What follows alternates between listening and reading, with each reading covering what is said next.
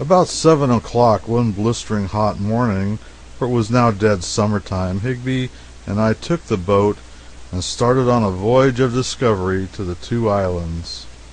We had often longed to do this, but had been deterred by the fear of storms, for they were frequent and severe enough to capsize an ordinary rowboat like ours without great difficulty, and once capsized, death would ensue in spite of the bravest swimming, for that venomous water would eat a man's eyes out like fire and burn him out inside too if he shipped to sea.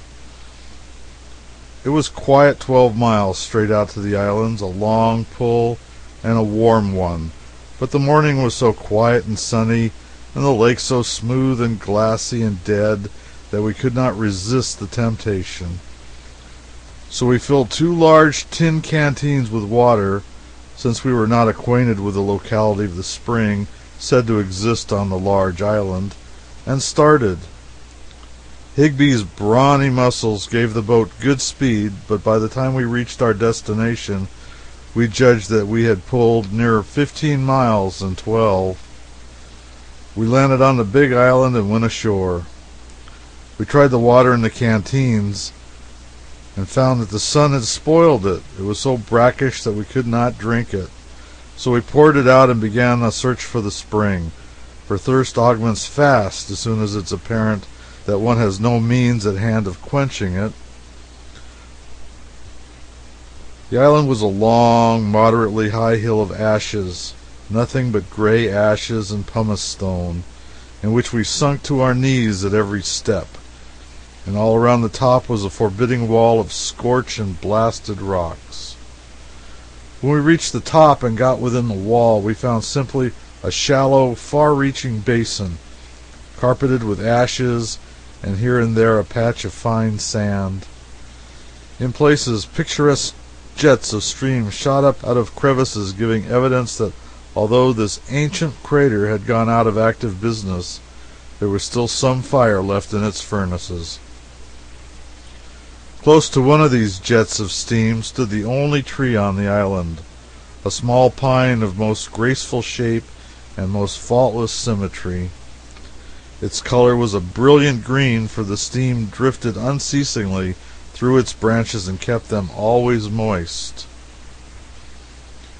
It contrasted strangely enough to this vigorous and beautiful outcast with its dead and dismal surroundings.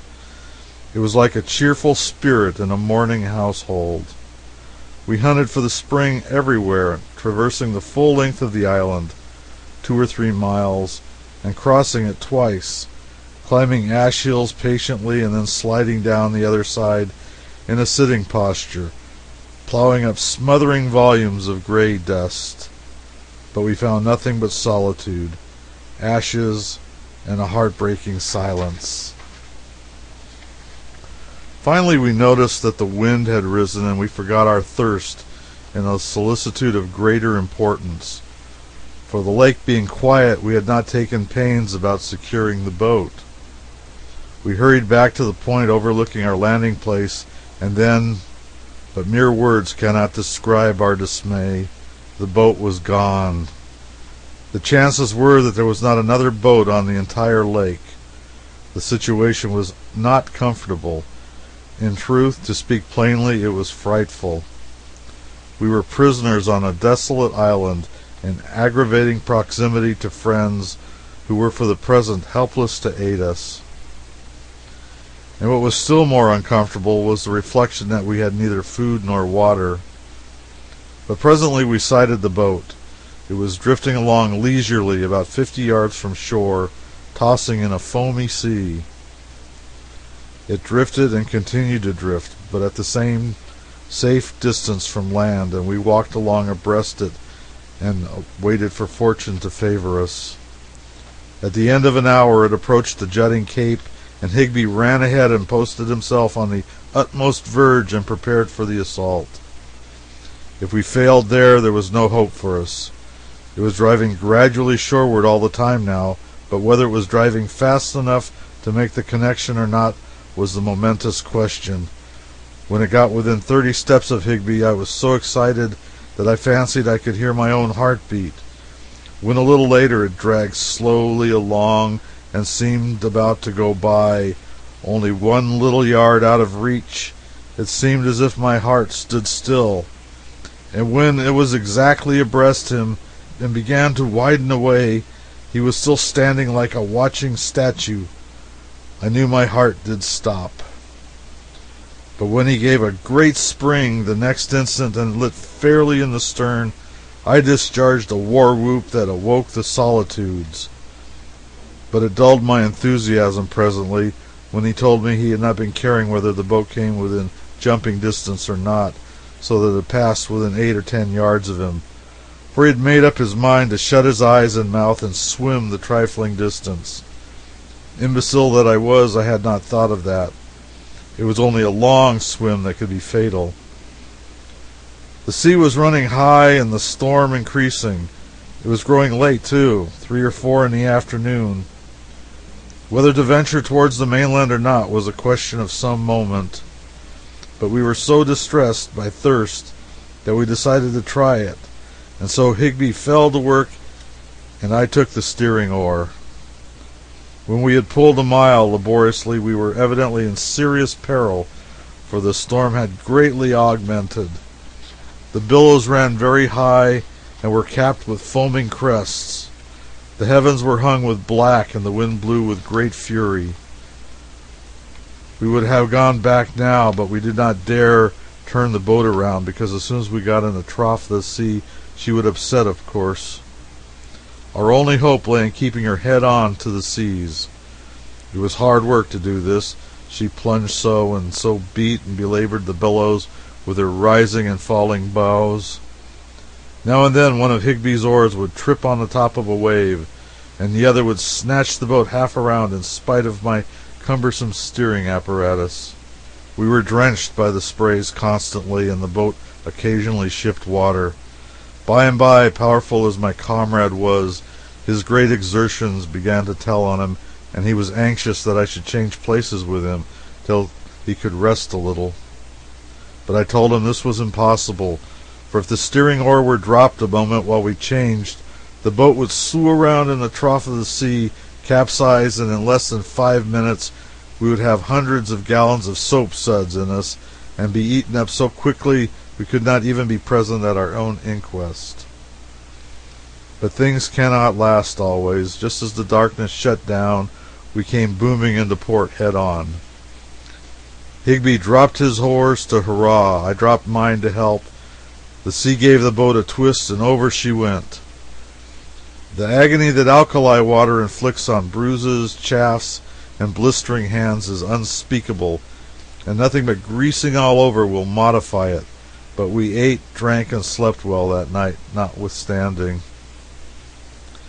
In speaking of the peculiarities of Mono Lake, I ought to have mentioned that at intervals all around its shores stand picturesque turret-looking masses and clusters of a whitish, coarse-grained rock that resembles inferior mortar dried hard.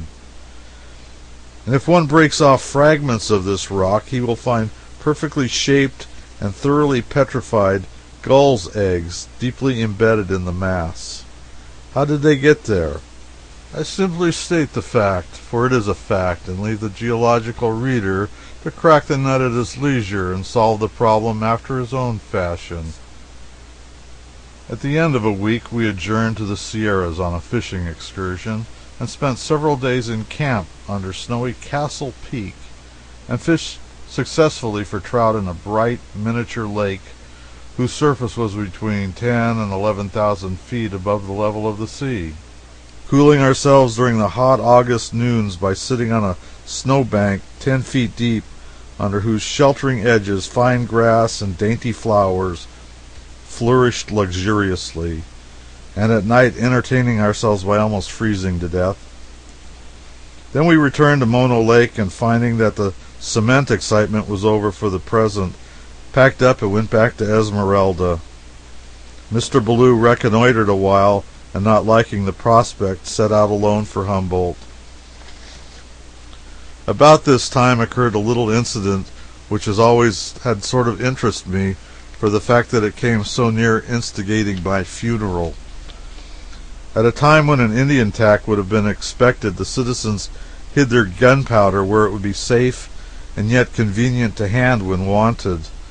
A neighbor of ours hid 6 cans of rifle powder in the bake oven of an old discarded cooking stove, which stood on the open ground near a frame outhouse or shed, and after that day, never thought of it again. We hired a half-tamed Indian to do some washing for us, and he took up quarters under the shed with his tub. The ancient stove reposed within 6 feet of him and before his face. Finally, it occurred to him that hot water would be better than cold, and he went out and fired up under that forgotten powder magazine and set on a kettle of water. Then he returned to his tub. I entered the shed presently and threw down some old clothes and was about to speak with him when the stove blew up with a prodigious crash and disappeared, leaving not a splinter behind. Fragments of it fell in the streets full 200 yards away. Nearly a third of the shed roof over our heads was destroyed, and one of the stove lids, after cutting a small stanchion in half in front of the Indian, whizzed between us and drove partly through the weatherboarding beyond. I was as white as a sheet and as weak as a kitten and speechless. But the Indian betrayed no trepidation, no distress, not even discomfort. He simply stopped washing, leaned forward, and surveyed the clean, blank ground a moment, and then remarked, damn stove heap gone, and resumed scrubbing as placidly as if it were an entirely customary thing for a stove to do. I will explain that heap is Injun English for very much. The reader will perceive the exhaustive expressiveness of it in the present instance.